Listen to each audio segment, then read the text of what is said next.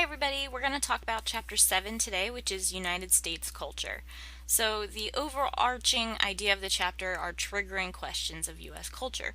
So this includes the impact of social change and technology, the background of U.S. culture, worldview, which we were talking about again, metaphors of U.S. cultural diversity, dominant U.S. cultural patterns, nonverbal communication messages, relational communication, cultural variations in persuasion, the Omega Project will touch on, and then the end of the chapter uses values exercises, discussion questions, U.S. culture and listening, and then key terms, and of course the summary.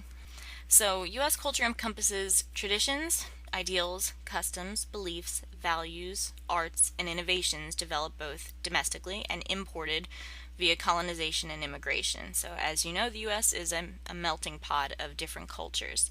This United States culture is not static. It is constantly developing and changing its composition, and it will continue to do so for years to come.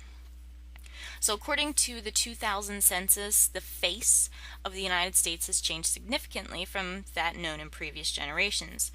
During the 1990s, the Hispanic population increased 58% and the Asian population increased 48%. Between 1990 and 2000, more than 30 million people immigrated to the United States, the largest immigration number in a 10-year span in the country's history. This is all on page 283.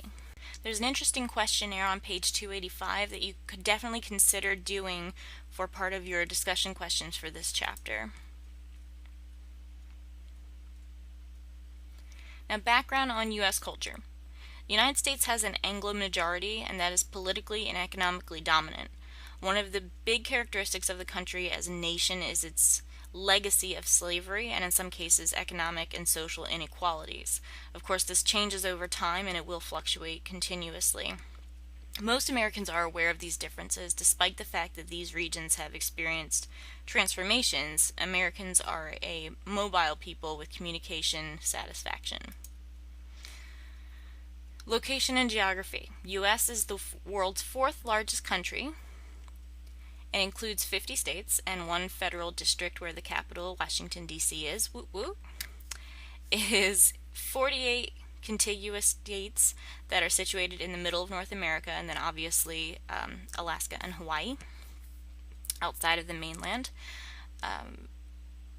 Although Americans do not generally consider themselves an imperial or colonial power, the country has a number of commonwealths and territories, which Virginia is included in the list of commonwealths. This is a commonwealth state.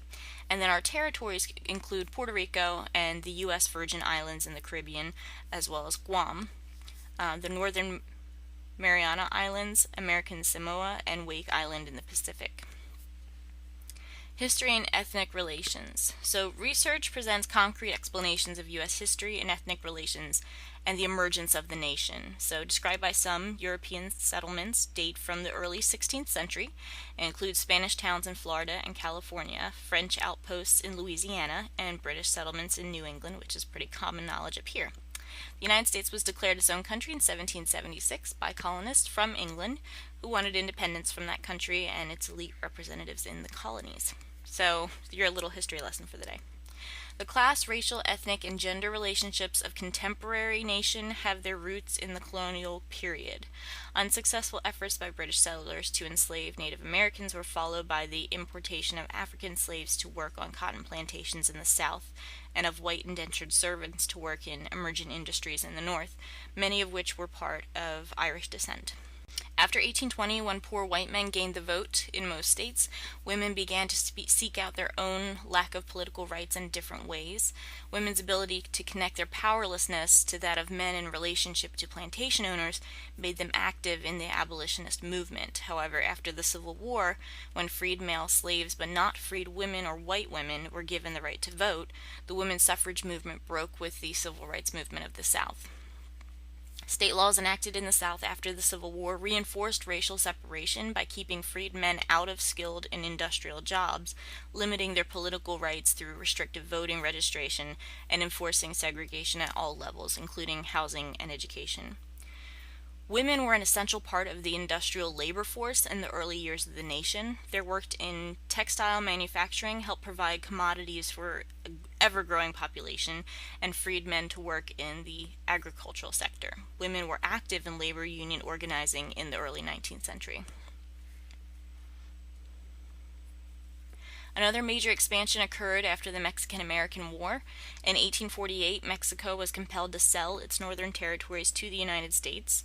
The Treaty of Guadalupe Hidalgo conceded California and what is now the Southwest, considerably expanding the continental United States and broadening its ethnic and linguistic profile. In 1890, the Battle of Wounded Knee, many of the Sioux were massacred and the survivors were forced onto Pine Ridge Reservation. This battle marked the disappearance of the traditional Native American way of life. In the same year, the Census Bureau observed that the continental United States had been settled by whites in virtually every corner. The American frontier was considered closed. So national identity, often referred to again as the melting pot, the U.S. is popularly regarded as a nation that assimilates or absorbs immigrant populations to produce a standard American. Ethnic relations from colonial times, indentured servants, and other poor whites constituted a buffer between landowners and slaves who made up the bottom rung of the social ladder.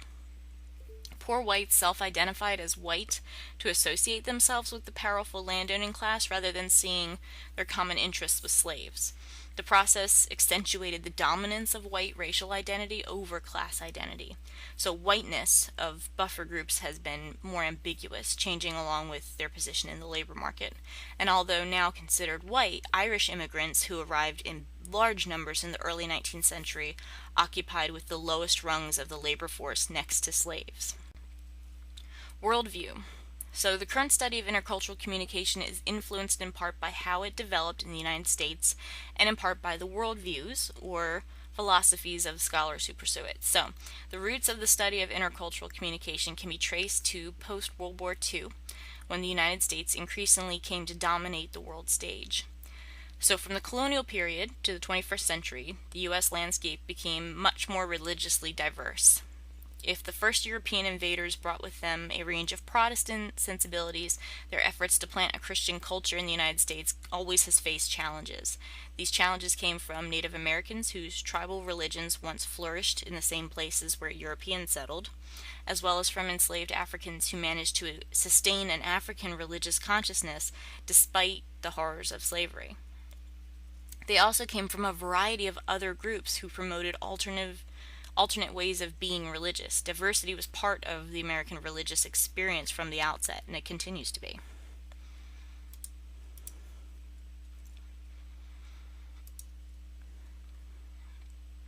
There's a workplace diversity questionnaire on page 293, which you could also consider using for your discussion post for this chapter. I'm going to move forward to the metaphors of U.S. cultural diversity. So first being the melting pot metaphor. This is the oldest metaphor for describing multiple cultures in the United States. America, according to this image, is like a huge crucible, a container that can withstand extremely high temperatures and therefore can be used to melt, mix, and ultimately fuse together metals or other substances. The image was the dominant way to represent the ideal blending of cultural groups at a time when the hardened steel that was forged in furnaces in Pittsburgh helped to make the United States into an industrial power. According to this view, immigrants from many cultures came to the United States to work, live, mix, and blend together into one great assimilated culture that is stronger and better than the unique individual cultures of which it is composed. So think of this as a very large-scale differentiation between a collectivist culture and an individualistic culture. Dynamic as the melting pot metaphor has been, it has never been a really accurate description.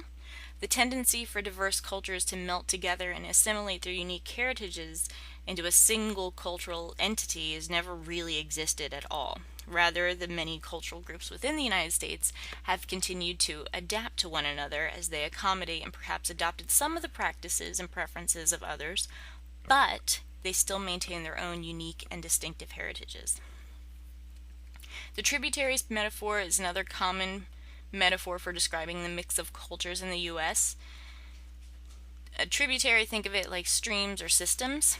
According to this image, it's like a huge cultural watershed providing numerous paths in which many tributary cultures can flow.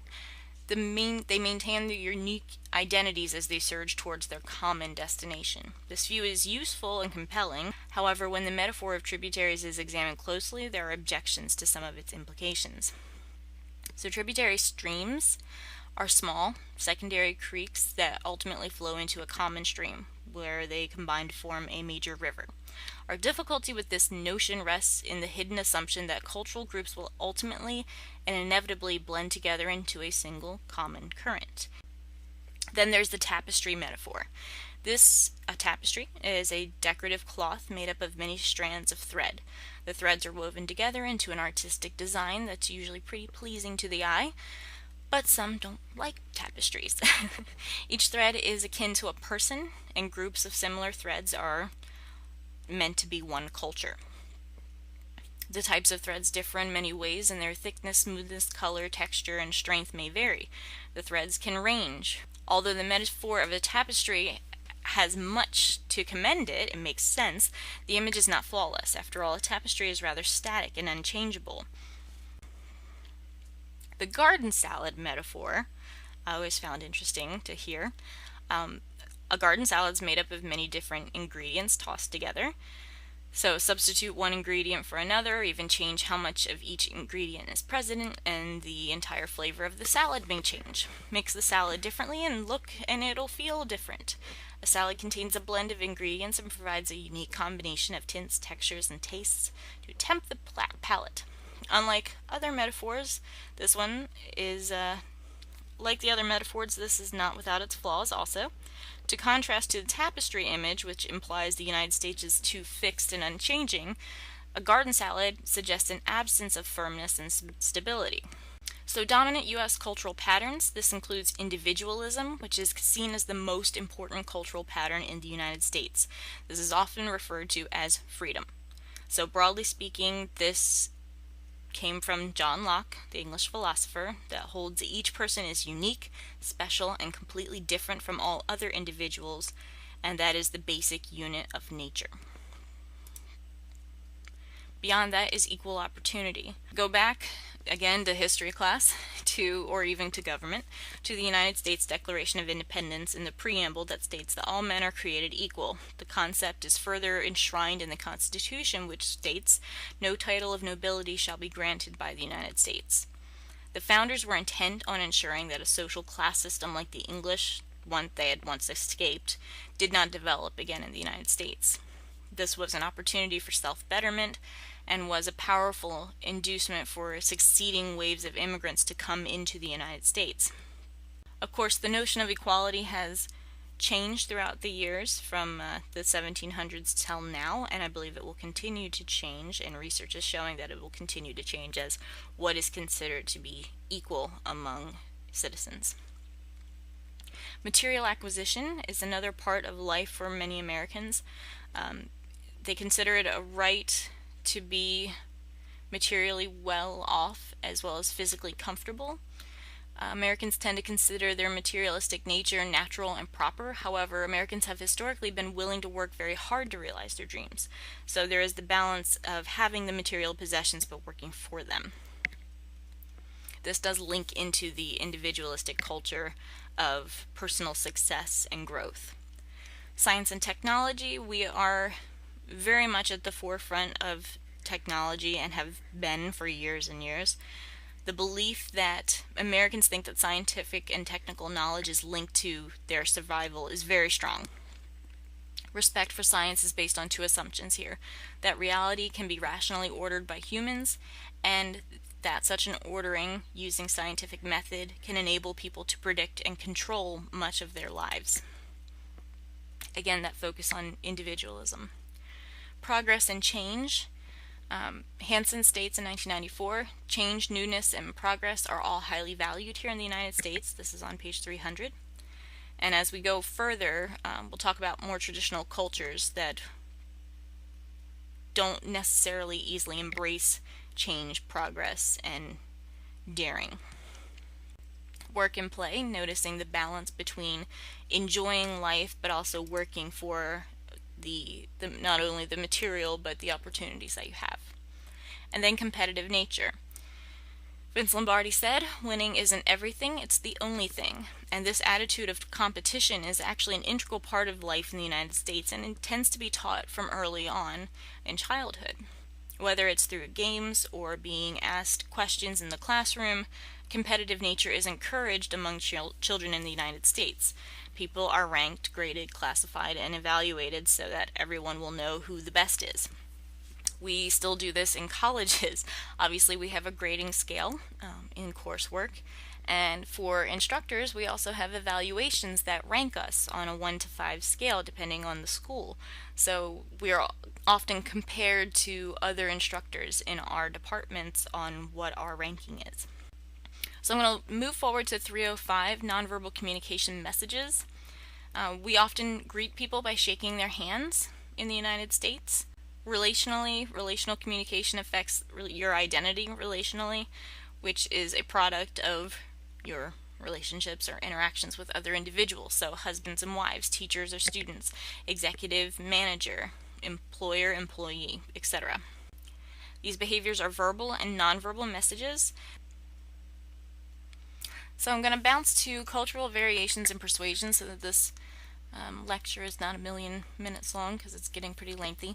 In the United States, persuasion, or the use of symbols to influence others, is often identified with formal public settings. So we think of this a lot in public speaking or rhetoric, or even in politics.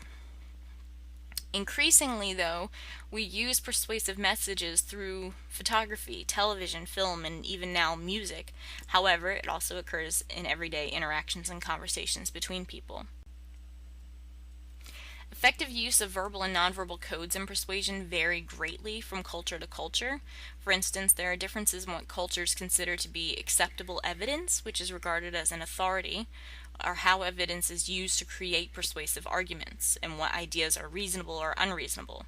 This is considered your persuasive style. Logic is often used as well as evidence and warrants, so linking the claims between evidence and claim. Okay, so U.S. culture and listening, page 318. Listening requires focused attention, and there is an activity that's linked to this. Again, you could use this as part of your discussion post for this chapter. And we will talk a lot about listening and how that links to verbal and nonverbal communication as we move forward through the rest of the book. Key terms for the chapter are on page 319. Again, I suggest using them as a reference for studying for the quizzes and for the exams because they are very much term-based. So that is chapter 7. It's quite a long chapter, so I do suggest skimming over it, not just listening to this, but also going through the parts that I skipped over for the sake of time. So I hope that you enjoyed this, and I'll see you in chapter 8.